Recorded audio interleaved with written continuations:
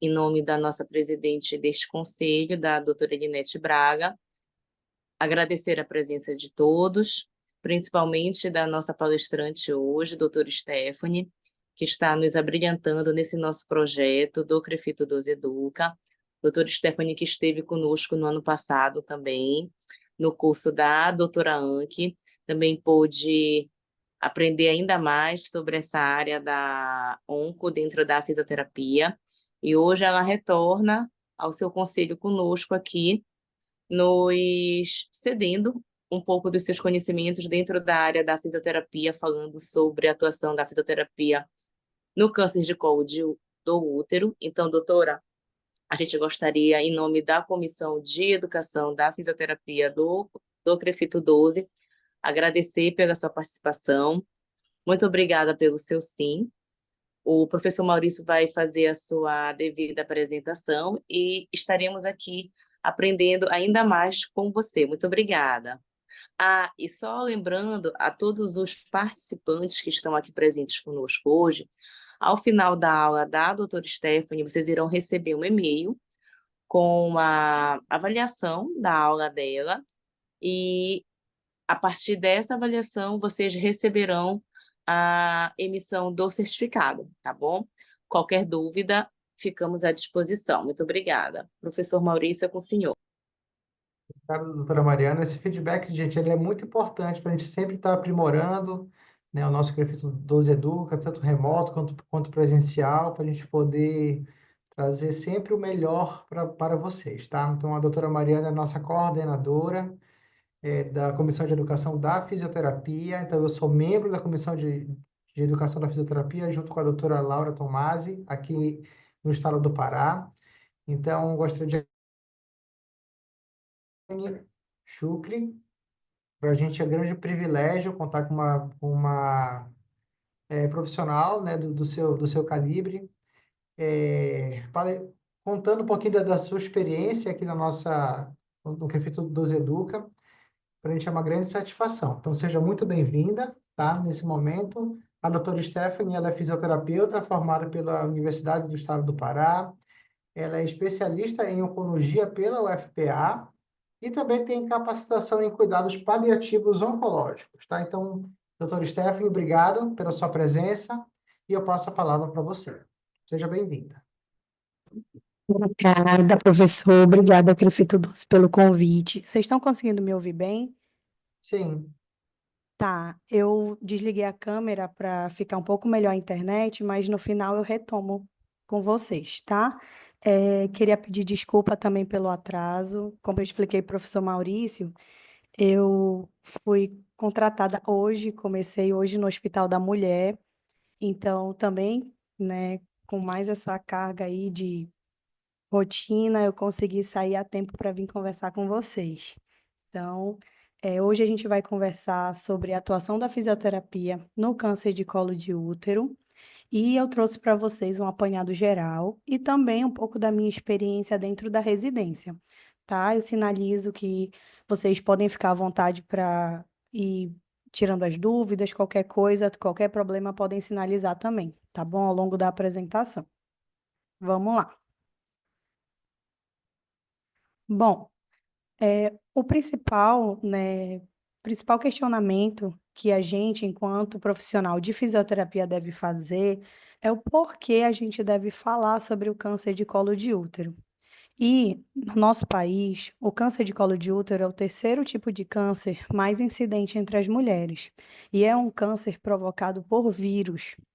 Então, a co-infecção pelo HPV é um dos principais fatores de risco, né, que vai levar essa mulher a ter o câncer de colo de útero. Então, é um problema, né, de saúde pública e traz esses índices alarmantes para a gente. Falando no contexto paraense, a gente tem estimativas, né, de novos casos do triênio, né, de 2023 a 2025. A gente teve a estimativa de 830 casos só no nosso estado. E esse número, ele repercute, né, ficando apenas abaixo do câncer de mama.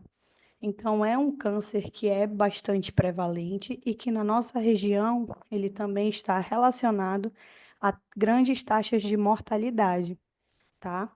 E a última estimativa do Instituto Nacional do Câncer, ele preconiza, né, uma previsão de mais de 17 mil novos casos entre 2023 a 2025. Então, esses números, eles demonstram uma urgência, né, de nós, profissionais de saúde, conversarmos sobre e identificarmos o nosso papel, tanto na prevenção quanto no tratamento. Outros dados epidemiológicos em relação à mortalidade, que eu já falei sobre a incidência, e sobre a região norte, nós temos o câncer de colo de útero como o mais incidente, tá? Então, principalmente na nossa capital, o câncer de colo de útero, ele é o mais incidente quando comparado aos outros tipos de câncer, né? O que já tira o câncer de mama do primeiro lugar. E isso é bem alarmante. Quando a gente vai falar de índice de óbitos, de 2018 a 2023, segundo a nossa Secretaria de Saúde, Belém concentrou 28% desses casos, tá? Abaixo, Ananindeua, Santarém, Castanhal e Marabá. E vocês podem perceber que essas localidades que eu estou falando, elas têm centros, né, de atendimento a paciente oncológico. Então, isso ajuda na notificação de óbitos por esse motivo, tá? Em relação à mortalidade no Pará, o câncer de colo de útero é o quarto maior, é o quarto que mais mata, tá? E de 2019 a 2021, houve uma redução desse número de óbitos, especialmente devido à subnotificação por conta da Covid, né, da pandemia. E a partir de 2022, essas notificações tiveram um aumento. E aí o número de óbitos teve uma redução apenas em 2023, tá? Com uma média de 382 óbitos por ano, que ainda é um número bastante, né, significativo para a nossa região aqui do Pará. Quando nós vamos falar sobre a definição do câncer de colo de útero, nós podemos identificar como doença originária por tumores que se desenvolve a partir de alterações no colo do útero, né? E a gente vai conversar um pouco sobre a sua localização. Essas alterações, elas são resultado de lesões precursoras de câncer. E na maioria das vezes, essas lesões precursoras, elas têm um tratamento e têm uma cura. O câncer, ele surge quando essas lesões sem tratamento vão evoluindo para múltiplas lesões e acabam por consumir todo aquele órgão. Quando nós vamos falar sobre o colo do útero, a gente vai relembrar um pouco a anatomia. Então, nós temos o útero, temos aqui o nosso canal vaginal e o colo do útero localizado nessa porção. O que é importante ressaltar que quando a gente vai falar, desculpe, quando nós vamos falar de câncer do colo de útero, ele tem um CID específico. E quando é localizado tumores no canal vaginal ou em outros locais do útero, ele não é considerado mais colo de útero, tá? É importante a gente verificar bem o diagnóstico clínico quando os pacientes chegarem para a gente, para poder notificar. Os fatores de risco para o câncer de colo de útero são principalmente o tabagismo, início precoce da atividade sexual sem proteção e sem a realização da vacinação contra o HPV, uso ininterrupto de anticoncepcionais, AIDS, né, síndrome da imunodeficiência adquirida, porque aumenta a exposição, o risco de exposição e de infecção em relação ao HPV, multiparidade, mulheres que têm múltiplos filhos têm mais chance de adquirir alguma lesão nessa região, histórico prévio de ISTs e em relação ao HPV, né, a infecção.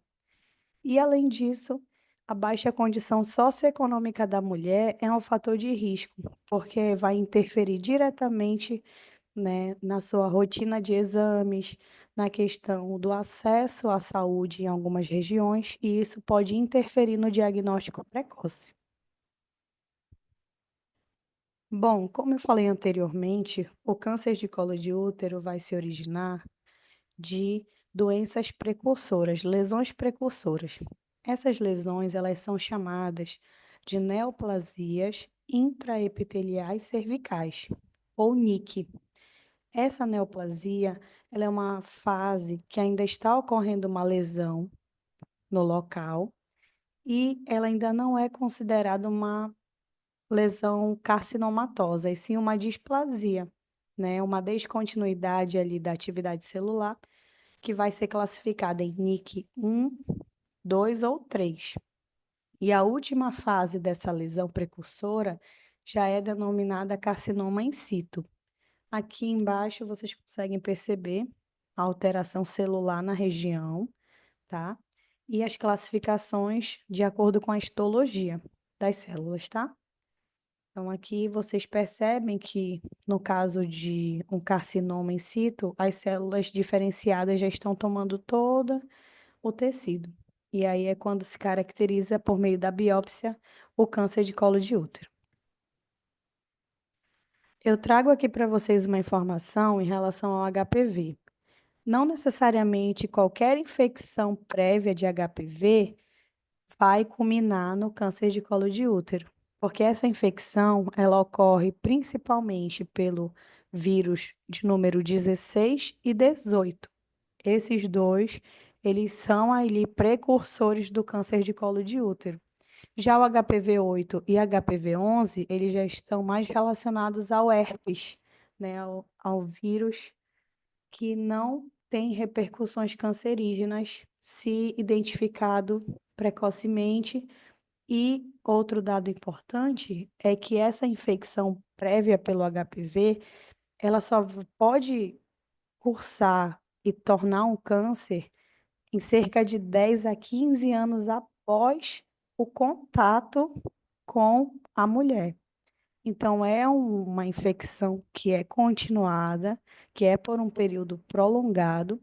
Então, muitas vezes, essa mulher só vai aparecer sintomas com mais de 10 anos quando ela foi infectada. Então, isso é um fator, assim, bem determinante, que é a identificação precoce pelos exames de rotina. Aqui eu trago outro esquema para vocês, né, que denota como é o câncer nos estágios iniciais e evoluído. Vocês percebem anatomicamente a formação cônica do nosso útero, né, o colo do útero e o canal vaginal, e as lesões precursoras se instalando, tanto no estágio inicial, num estágio tardio, mas que uma intervenção cirúrgica simples ainda vai ser efetiva, e o câncer, quando já está em metástases locais, tá? Que é quando compreende o mesmo órgão de origem, e as metástases à distância, tá? Que principalmente o câncer do colo de útero pode acometer bexiga, ossos, fígado e pulmão, tá? Além de outros órgãos à distância, como o cérebro. E aí a gente, enquanto profissional, né, na minha experiência na residência, a gente já atendia pacientes, em sua maioria, nesse estágio, tá? Quando já a intervenção cirúrgica já não era tão efetiva por conta da localização em outras regiões, além do colo do útero. Então, no nosso contexto aqui amazônico, as pacientes chegam para atendimento com esse grau aqui já, infelizmente. Trazendo para vocês alguns sinais e sintomas, como eu expliquei, quando há infecção inicial pelo HPV, essa paciente é assintomática. E só no estágio avançado, quando esse tecido já vai estar, né, penetrado com células cancerígenas, é que ela vai apresentar respostas imunológicas que vão ser características: sangramento vaginal, ciclo menstrual irregular, dor pélvica que não passa com medicação. Muitas podem vir a ter candidíase de repetição, dor na relação sexual e também incontinência urinária, tá? Esses sintomas, como vocês podem ver, eles se confundem com outras patologias associadas. Então, o diagnóstico diferencial para o câncer do colo de útero, ele vai ser realizado por meio do exame PCCU, né, para identificar por meio da biópsia como é que está aquele tecido a nível histológico, para poder o diagnóstico estar fechado. Agora eu trago para vocês nesse slide algumas repercussões clínicas durante as fases do tratamento, tá? Vocês, enquanto fisioterapeutas, vão se deparar com pacientes que vão estar na sua fase de diagnóstico, então elas estão descobrindo que estão com câncer de colo de útero, e geralmente no consultório, na enfermaria, elas chegam para a gente em primeiro momento com queixa de dor. Essa dor pode ser localizada, né, dor pélvica, ou ela pode se estender para a coluna lombar, pode se estender para a região torácica e também para membros inferiores, tá? Isso aqui é bem comum quando a paciente é diagnosticada, então ela já vem com essa dor associada àqueles outros sintomas que eu citei, e a gente vai já ligando o alerta de acordo com os fatores de risco que ela apresentar. Da feita que a paciente é diagnosticada, realiza a biópsia e começa o tratamento oncológico, ela vai passar pela terapia neoadjuvante, que é a terapia antes da proposta principal, que é a cirurgia. Então, tudo que é antes da cirurgia é considerado neoadjuvante. Essas terapias podem ser imunoterapia, quimioterapia, radioterapia, depende muito de cada caso.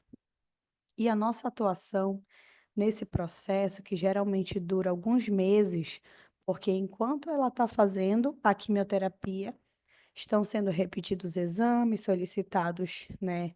Exames de imagem, que a gente sabe que pelo sistema público tem uma certa burocracia para realizar, uma certa demora. Então, geralmente, uns 3 meses ela fica nesse tratamento neoadjuvante, dependendo do caso, até mais.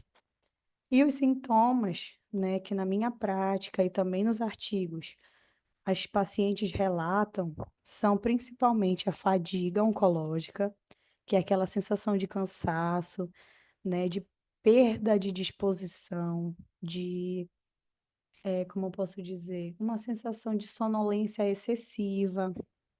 Associada a essa fadiga, a gente tem a menopausa precoce, que também vai apresentar alguns sintomas, né, como dor à relação sexual, perda da libido, né, fogacho e outras repercussões, além da ausência da menstruação, que vão impactar também na autoestima dessa mulher, né? Então, isso daí também já nos dá um outro alerta para a parte psicológica, para a parte social.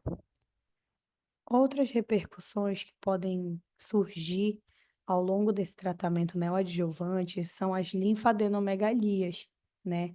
Que são os infartamentos dos gânglios linfáticos, seja inguinais, cervicais, durante esse tratamento quimioterápico. E com essas linfadenomegalias, a paciente pode se sentir mais restrita a realizar certos movimentos devido à dor. E aí a gente também vai atuar nessa questão. Outro ponto principal também é a perda de peso, né, que essas pacientes enfrentam ao longo desse tratamento, que está principalmente relacionado ao item que está abaixo, que são as náuseas e o vômito, por conta dos quimioterápicos, né, da irritação aí no estômago que vai gerar esse impacto na alimentação e, consequentemente, a perda de peso. E, junto a isso, nós temos muitas pacientes com câncer de colo de útero que apresentam anemia, porque um dos sintomas, né, que eu falei anteriormente é o sangramento vaginal irregular. E por vezes esse sangramento ele é intenso e mesmo com medicação ele não cessa. E a paciente pode sim apresentar quadros anêmicos graves que vão interferir diretamente no nosso acompanhamento, né? Então, a gente precisa, né, fazer esse balanço na hora de avaliar essa paciente. Quando chegamos à etapa cirúrgica, essa paciente já passa por novos problemas que podem estar relacionados a hemorragias, principalmente cirurgias que são feitas via endoscópica ou via vaginal, tá? Outras cirurgias são realizadas com laparotomia exploradora, então é realizada uma incisão abdominal extensa nessa paciente, né? São casos já de tumorações que são volumosas, que não consegue dissecar, ressecar pela vagina, então precisa abrir a barriga. Ressecamento vaginal pós-cirúrgico, estenose vaginal, né, que vai impedir a prática de relações sexuais, né, diminuir a lubrificação ali na região e o risco que essa paciente tem, né, no pós-operatório aí é também estar exposta a agentes infecciosos. Então, dependendo, né, do local, da sua casa, da questão higiênica, não no sentido de tomar banho, mas no sentido do ambiente que ela está inserida, também vai repercutir negativamente, né, nessa questão de proteção, de infecção, e aí é perigoso. Tem muitas pacientes que infectam a cirurgia, que tem deiscência dos pontos, e isso é bem perigoso, até para a gente indicar mobilização e fazer, né, o atendimento fisioterapêutico. Então, tomem cuidado também com essa questão. Após a cirurgia, nós temos uma nova etapa de tratamento, que são as terapias adjuvantes, ou seja, após a cirurgia. E esses sintomas, eles podem persistir associados a novos, como a radiodermite, que é uma consequência, né, como se fosse uma queimadura que é realizada por conta da radioterapia, já que a radiação, ela não vai emitir somente nas células neoplásicas. Então, as células saudáveis também serão atingidas. E a gente sempre explica para as pacientes que é como se a radioterapia queimasse o tumor, né, as células ali, de dentro para fora. Então, quando ocorre o surgimento da radiodermite, a gente já compreende que por dentro os tecidos já estão impregnados de radiação. E aí, essa paciente pode ficar, né, com feridas abertas, né, propensa ali a uma infecção.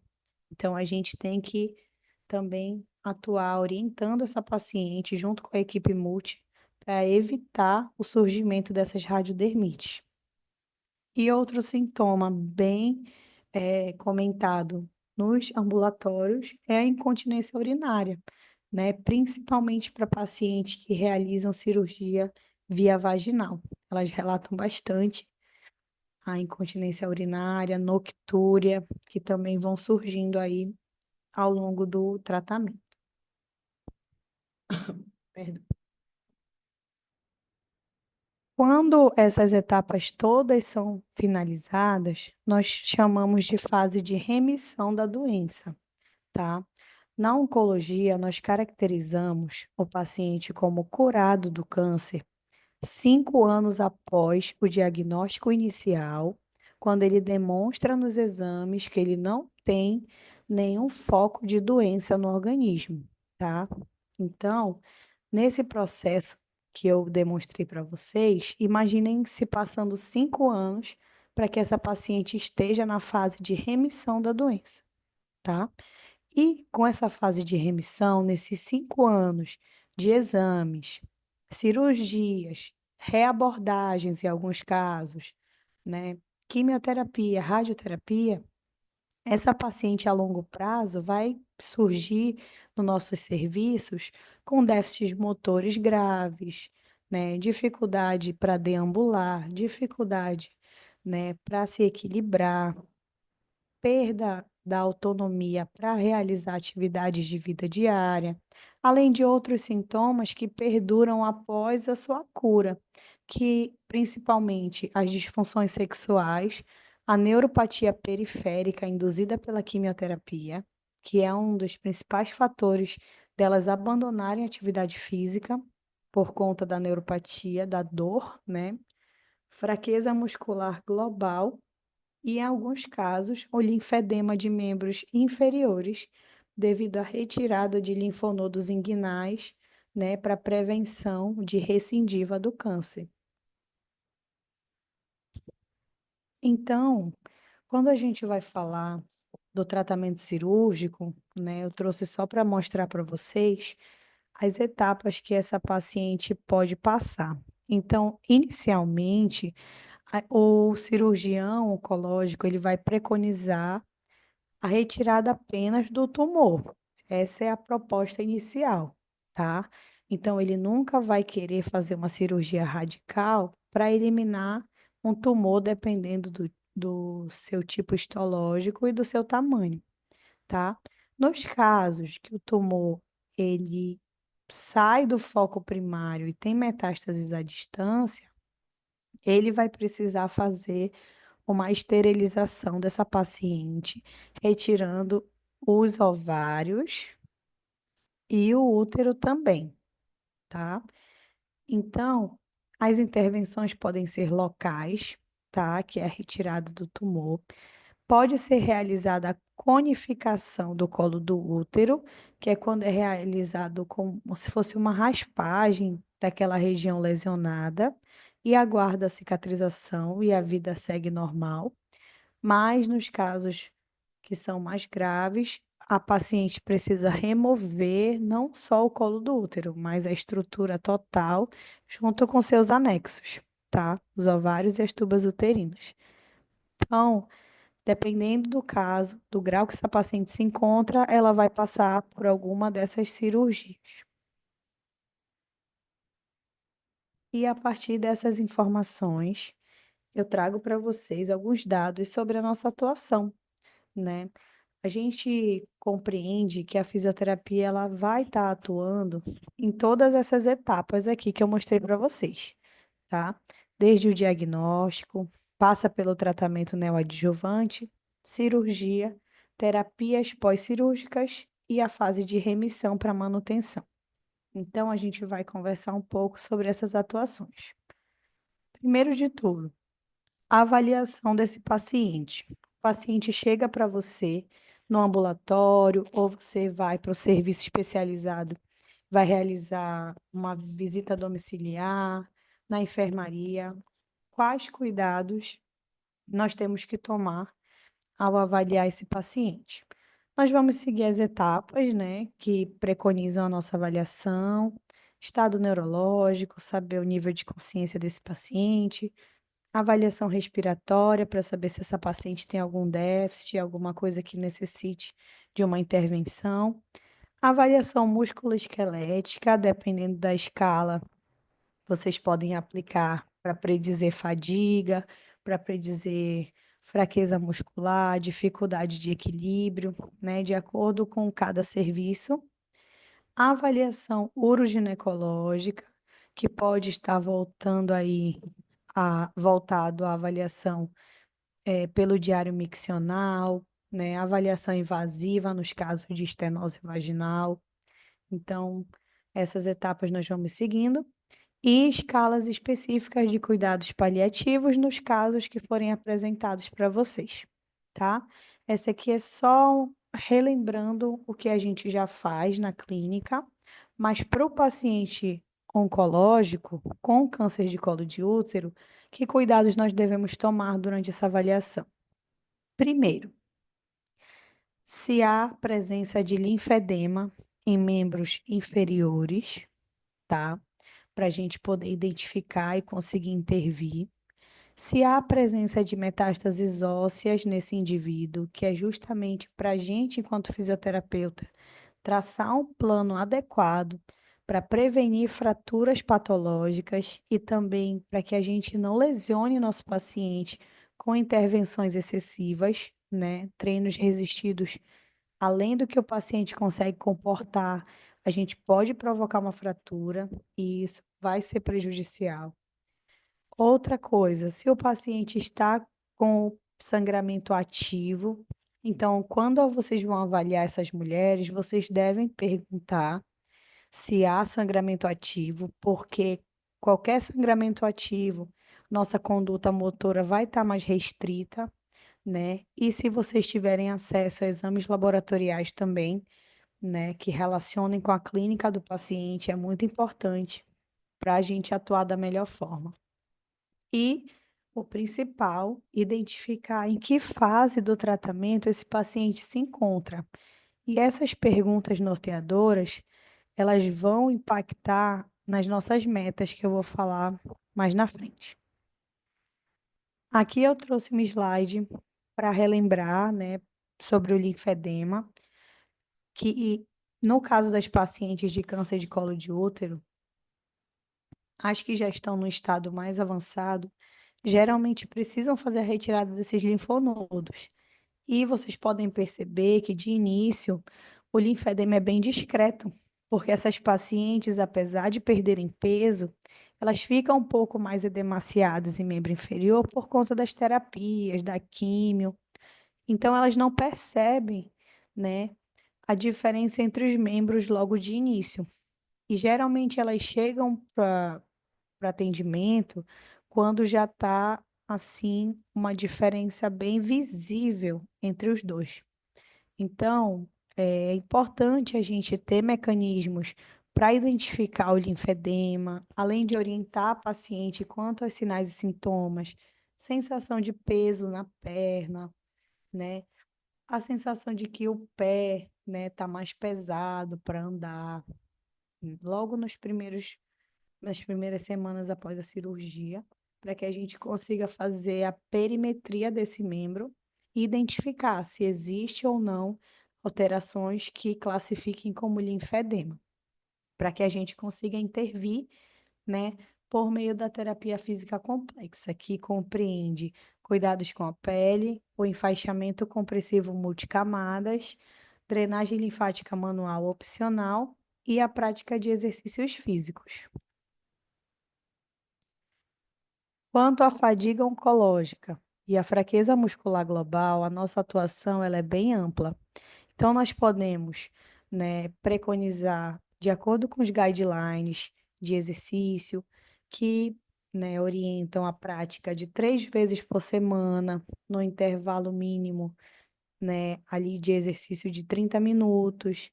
E essa paciente, ela vai estar livre, né, de acordo com a sua condição, a realização de atividades de musculação, treino funcional, aeróbico, pilates, né, dependendo da sua preferência e também da sua avaliação física. Nós, enquanto fisioterapeutas, nós temos autonomia para prescrever exercício e também para encaminhar a paciente para outras práticas. Se ela tiver interesse por algum esporte, por alguma dança, alguma luta, a gente tem como fazer um laudo, né, especificando todas as condições funcionais que essa paciente apresenta, para que o profissional de educação física possa traçar também o seu plano, né, de exercícios. Então, é importante que nós trabalhemos junto, né, com a equipe da educação física, da nutrição, né, da terapia ocupacional, para que a gente consiga, né, traçar o melhor plano terapêutico para esse paciente de uma maneira integral, porque tem muitas pacientes, né, que possuem aptidão para um esporte específico, mas que não gosta tanto de musculação. Então, a gente tem que, né, fazer de acordo com que a paciente vá aderir ao tratamento, para que a gente não prescreva um exercício que ela não vai fazer e vai acarretar em mais prejuízo para ela. Então, uma atividade que é bem importante para essas pacientes é o exercício aeróbico, tá? No câncer em geral, ele já é benéfico, e no câncer de colo de útero, ele vai ser, né, tão benéfico quanto, principalmente por conta da socialização. Então, treinos aeróbicos em grupo vão estimular essas mulheres a conversar, a socializar, a ter mais disciplina para participar dos exercícios.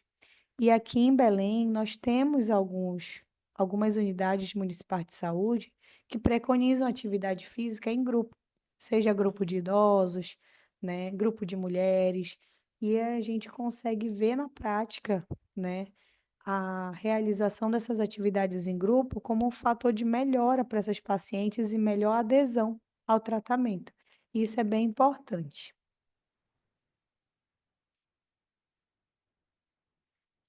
Bom, em relação a outro sintoma bem presente nessas pacientes, a neuropatia periférica induzida pela quimioterapia, nós podemos atuar com técnicas de dessensibilização, eletrotermofototerapia, principalmente visando analgesia, né, por meio da TENS. Nós temos também a laser terapia ou laser puntura para redução dos sintomas álgicos, né, das atividades inflamatórias naquela região.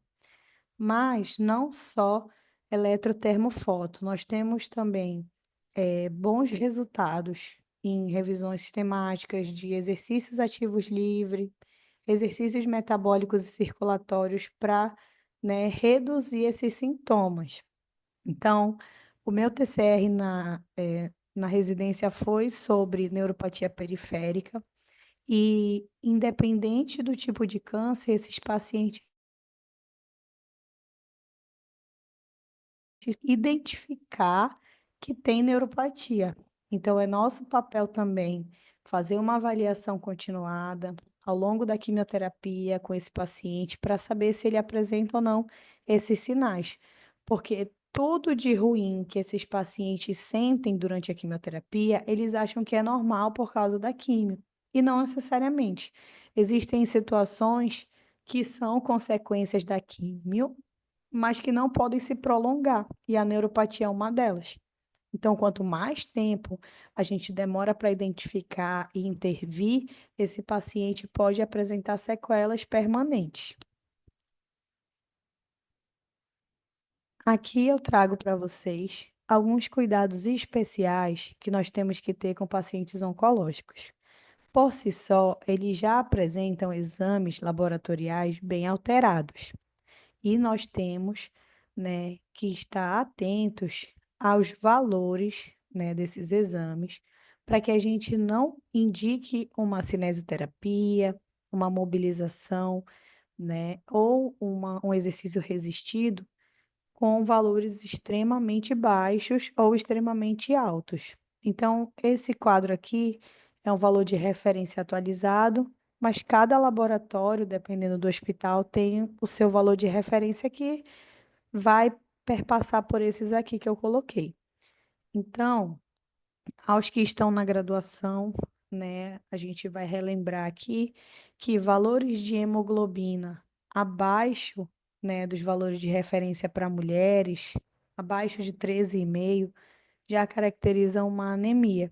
Imobilizar essas pacientes com uma hemoglobina abaixo de 7 já tem um risco hemodinâmico importante de hipotensão e até parada cardiorrespiratória. Então, fiquem atentos a esses valores quando vocês forem avaliar um paciente oncológico, tá? Porque a contraindicação da terapia também é nosso papel, tá? Outro valor importante é o valor das plaquetas, tá? Plaquetas muito baixas indicam risco de hemorragia. Como essas pacientes já têm uma predisposição a sangramentos ativos, nós temos que nos atentar a esses valores. E plaquetas acima dos valores de referência podem ser um fator de risco para trombose venosa profunda, que está diretamente relacionada a imobilismo por conta de tempo de internação e pode evoluir para um tromboembolismo pulmonar e ocasionar o óbito dessa paciente. Então, fiquem atentos, né? Sejam cuidadosos, especialmente nos pacientes, né, que chegam para vocês de primeira vez. Solicitem os exames de laboratório.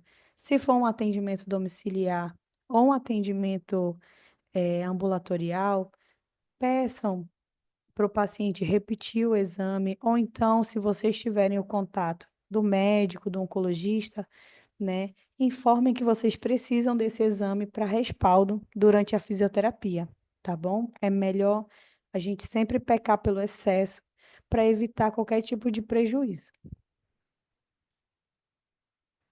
Em relação aos cuidados paliativos oncológicos, o que é importante, né, a gente relembrar com foco no câncer de colo de útero. As pacientes com câncer de colo de útero em cuidados paliativos, elas já trazem por si só uma carga emocional, né, uma vulnerabilidade maior. Então, o que nós temos que nos atentar enquanto profissionais é orientar tanto a paciente quanto a família o objetivo do cuidado paliativo, tá? Nós não vamos incluir uma paciente no cuidado paliativo só porque ela está em fase terminal, porque ela está morrendo, porque não se tem mais o que fazer. E justamente o contrário. A prevenção e alívio de sofrimento é um dos principais fatores que o cuidado paliativo vai objetivar. E a melhora da qualidade de vida.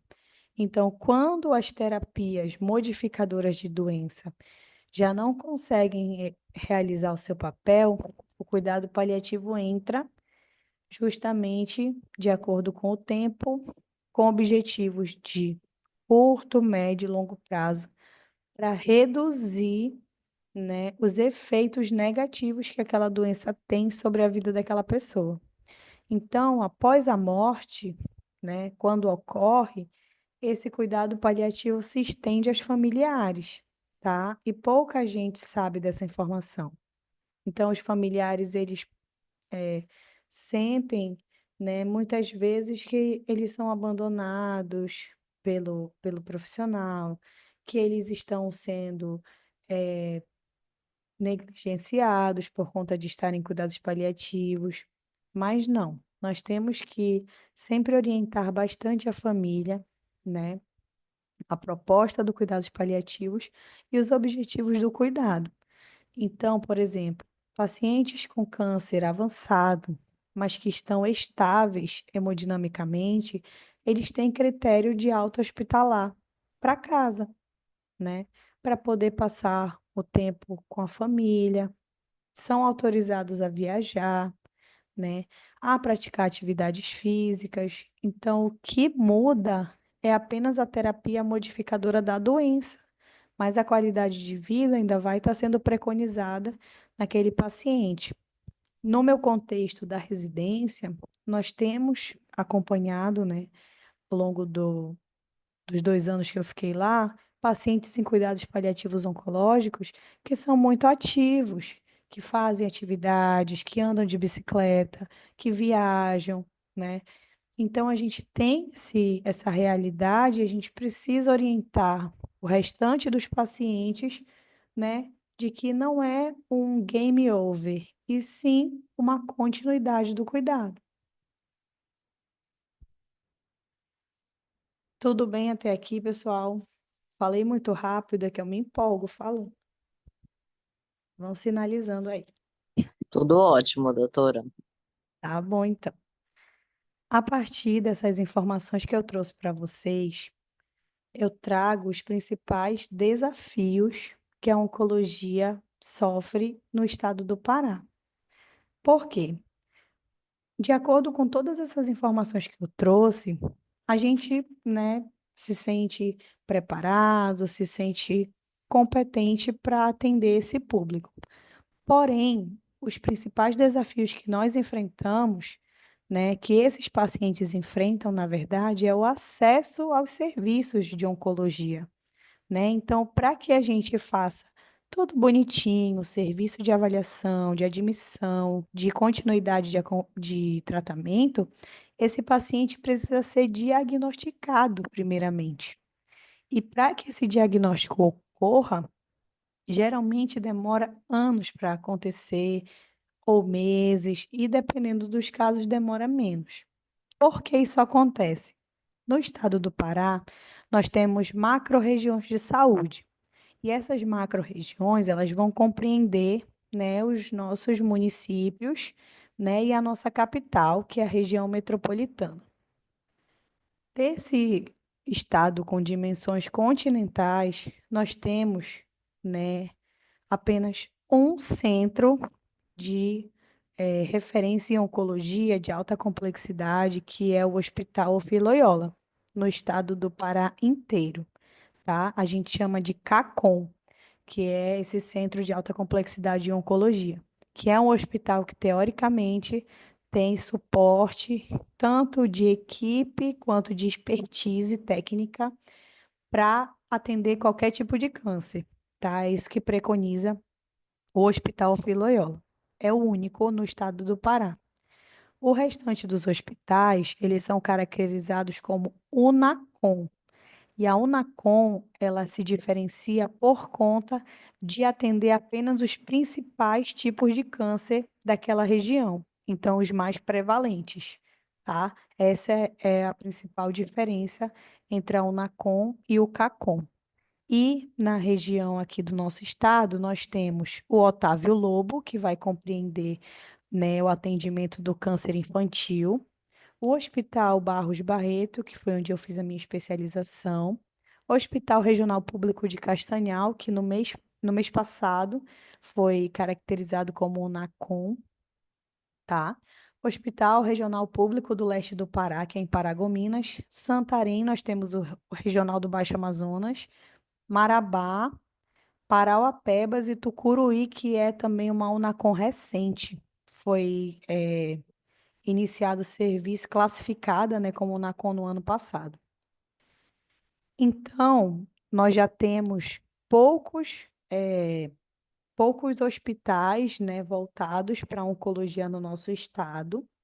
E, consequentemente a isso, esse gráfico demonstra o número de vagas de residência em oncologia para fisioterapia no Brasil, tá? Então, no Brasil inteiro, nós temos apenas 84 vagas para fisioterapeutas em oncologia nas residências.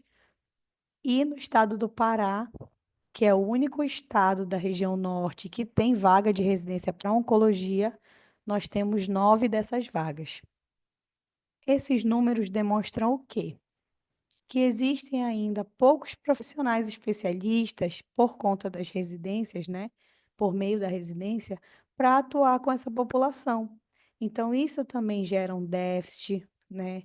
Um déficit de avaliação, de diagnóstico, de acompanhamento desses pacientes. Lembra lá do gráfico do início que eu falei que a previsão era de 830 novos casos só em 2024.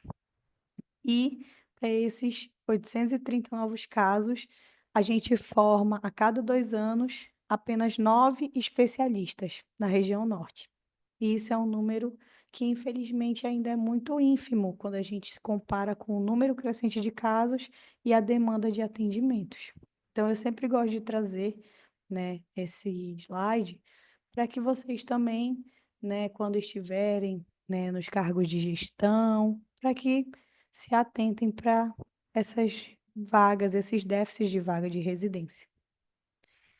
E aqui são as referências, vocês podem acessar pelo QR Code, mas eu vou enviar também esse slide para vocês terem acesso.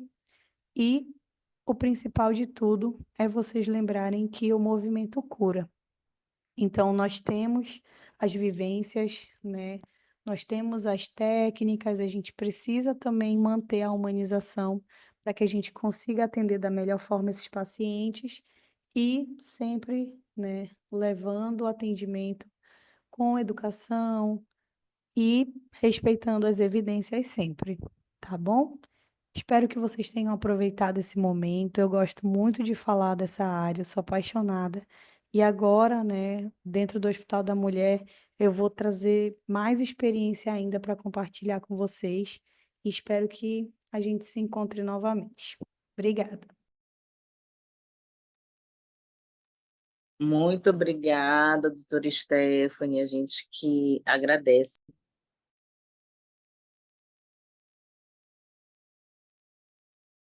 Sem áudio.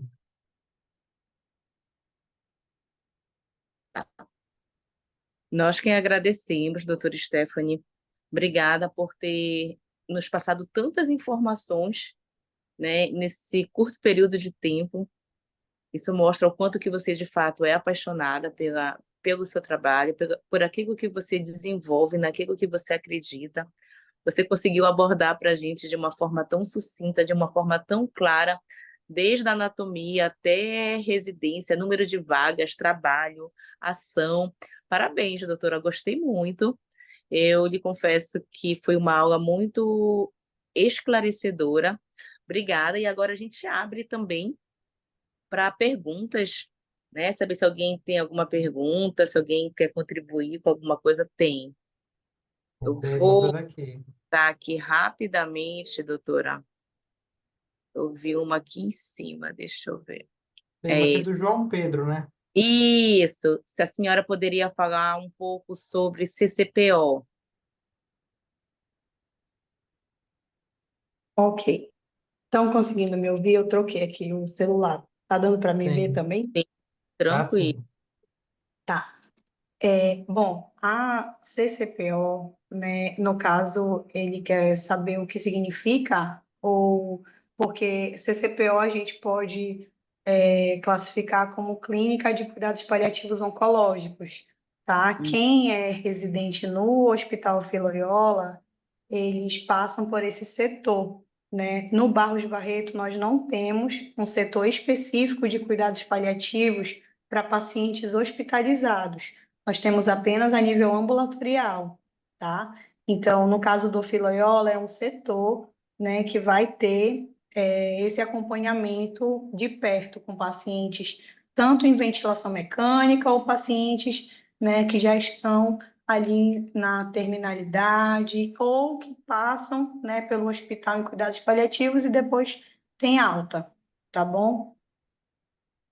Tem uma outra Ok. pergunta aqui, doutora. A questão da fadiga oncológica muda de acordo com o local do câncer? Certo. Em relação à fadiga oncológica, não interfere tanto o tipo do câncer em relação à fadiga. O que vai interferir é o tipo de terapia que aquele paciente vai estar exposto.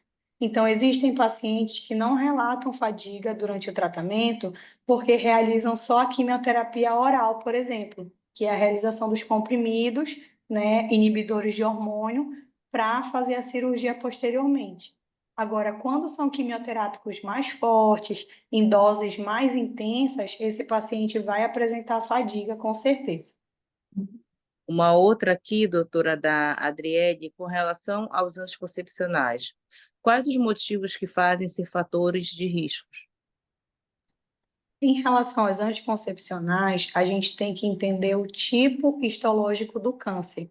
Quando é um tipo histológico que tem afinidade por hormônio, esses anticoncepcionais eles vão estar, né, interrompendo ou aumentando a produção hormonal em alguns períodos, que vai facilitar essa atividade tumoral de acontecer, tá? Então, não existe um anticoncepcional específico que gere o câncer, dependendo do tipo do tumor, tá? Então, existem casos que o fator é puramente a infecção pelo HPV. Então, a paciente nunca usou anticoncepcional na vida e apresentou o câncer por conta da infecção, tá? Então, é um dos fatores, mas não é algo que é fechado. Se usa anticoncepcional, vai ter, entendeu? Não necessariamente. A Jaqueline pergunta, doutora, como fisioterapeutas podem atuar na prevenção do colo do útero? Em relação às atividades preventivas, a gente participou durante a faculdade e na residência de atividades de educação em saúde voltadas para esse público-alvo. Então, a gente, né, pode atuar, né, orientando dentro das escolas, nas unidades municipais de saúde, nas redes sociais, que é uma forma de disseminação muito rápida de informação, né, para prevenir. O exame preventivo, ele só é realizado pelo profissional médico, tá? Mas nós podemos, né, entender como ele funciona para orientar nossa paciente e assim, né, fazer com que ela faça esse acompanhamento também. Olha, doutora, temos muitas perguntas, mas eu vou resumir para a senhora. Tem uma que fala assim, que queria saber como funciona a vivência do residente lá. Seria R2? No caso, a cada Ah, 2 anos tá. conclui-se a residência?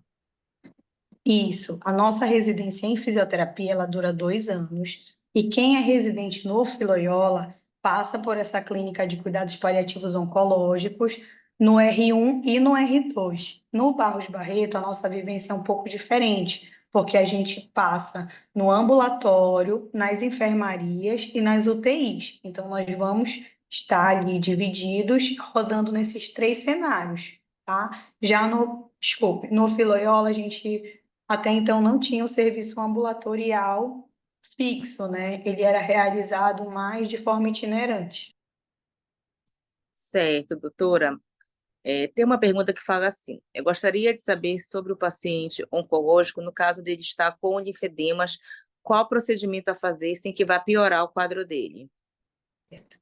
Bom, nessa pergunta, né, eu falei pontualmente na aula sobre a terapia física complexa. Então, a gente identificou que o paciente tem linfedema, a gente já começa um protocolo de cuidados com a pele, enfaixamento e exercício. Isso não vai prejudicar e nem vai aumentar o linfedema dele, pelo contrário, tá? O nosso maior cuidado é se esse paciente possui algum fator de risco que impeça o enfaixamento, como no caso uma trombose, alguma ferida aberta, qualquer coisa que contraindique, a gente tem que, né, dar uma pausa, deixar o restante da equipe assumir aquele caso para que a gente possa intervir. Certo, doutora. Tem muitas perguntas aqui, Perguntas. né? Por exemplo, querem saber se a fisioterapia aquática, se o Pilates, eles são benéficos. A senhora pode responder, doutora? Uhum. Sobre essas terapias, hidroterapia, pilates, crossfit, inúmeras terapias e exercícios direcionados, eles são possíveis de serem realizados no paciente com câncer. Os únicos cuidados, né, quando a gente fala em relação a alguma atividade específica, é em relação a alterações laboratoriais muito críticas que vão contraindicar qualquer tipo de exercício, né? E a questão dos sangramentos, né? A questão do paciente estar mais debilitado, a gente não vai prescrever um exercício tão vigoroso para ele. E as etapas, né, que eu mostrei nas setinhas lá, diagnóstico, né, fase inicial, pode ser prescrito exercício em todas essas fases, inclusive para prevenção da fadiga, tá bom? Perfeito, doutora. Eu acho que a última pergunta, doutora, é em relação ao aumento dos linfonodos. É indício de câncer ou é correlato devido ao tratamento? Esse aumento de linfonodos ele pode acontecer antes mesmo da paciente ser diagnosticada por conta da resposta do corpo, né, aos agentes inflamatórios e infecciosos. Então, muitas vezes pode se confundir com outras doenças. A gente tem aumento de linfonodo numa gripe, pode aumentar o linfonodo numa infecção de garganta, né? Então, a gente tem que tomar cuidado também para não confundir com outras doenças. Então, lembrem sempre dos fatores de risco que aquela mulher está exposta, para a gente não confundir com outra patologia e sempre correlacionar com o exame, tá? A gente não tem como diagnosticar o câncer de colo de útero sem ter o resultado da biópsia fechado, tá bom? Em Oh, relação, eu vi aqui, em relação à conduta de paciente idoso para paciente jovem. A conduta do paciente oncológico, no geral, ela vai seguir aqueles cuidados que eu falei.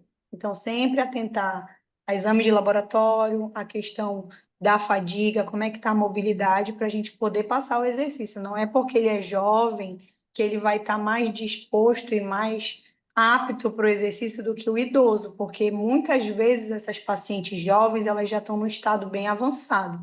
Então, elas, por vezes, ficam mais graves até que os idosos.